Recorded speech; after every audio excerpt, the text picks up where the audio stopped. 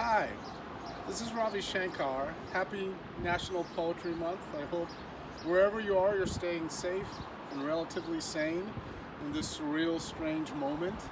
I wanted to first thank my camera person, my daughter, Talia Parvati Shankar, and hoping that in spite of all of this isolation, we're able to find solace in things like poems and the small miracles that surround us. And so I'm going to share a few poems about nature and human nature with you.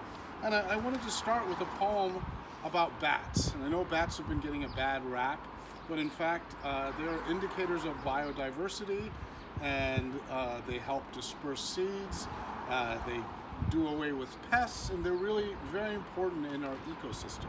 So this first poem is about the Congress Street bats in Austin. If you've ever visited there, you know that there is this wonderful migration of bats that happens every night. And this poem is simply called Bats.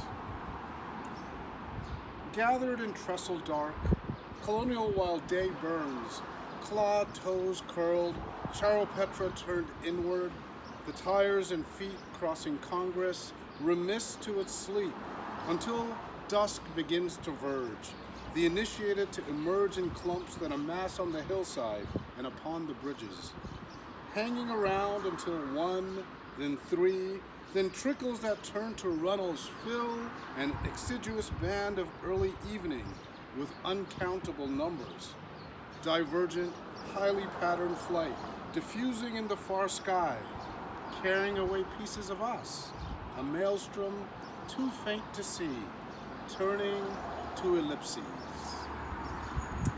And this next poem is a poem that is personal to me and has very much to do with this moment. It is not published anywhere. I was asked to contribute to an anthology, and it just so happens on the same day I received that, I opened the Boston Globe and I read some heartbreaking news, which was that someone I knew, someone I didn't know intimately, but someone who I'd encountered many times, had actually passed away due to COVID-19.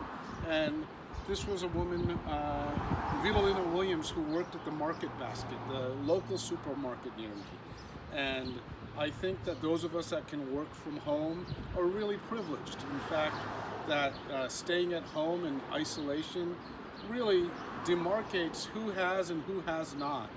And this poem is very much dedicated to those people on the front lines that we might not think about. It's not just the medical workers and the healthcare professionals, of course, but those people who work in farms and who do the service jobs that we all count on and depend on, and who still have to go into work day after day.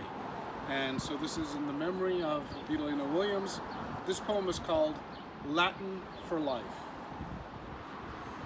A migraine so jasmine that it clings to the cortex, like a floor-length drape that obscures any view from my window.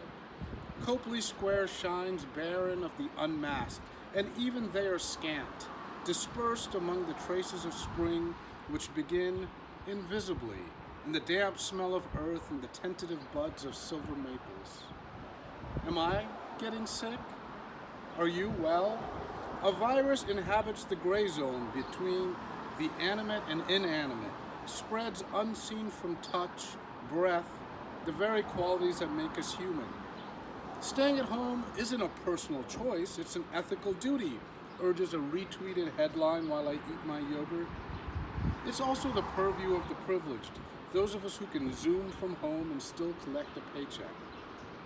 The woman who bagged my groceries, Guatemalan, is dead. I read about her in the Boston Globe and recognized her by her half smile, by her fingers. Vidalina Williams was her name, and she survived by a husband who could not get close enough to her in the hospital to say goodbye. He tells the reporter, nobody's to blame, and everybody's to blame. She wasn't given a mask because there weren't any. The man who unloaded pallets of dairy products from the back of a tractor trailer might be getting sick, and the migrant workers who work on farms might be exposing themselves to deadly pathogens so that we can all stay safe. That's democracy now. That's the line between the haves and the have-nots. There's a metaphor here, I think, hating myself for thinking figuratively in the face of literal work, how a virus attaches to a host cell, then penetrates to replicate itself until it bursts from the membrane, killing its host.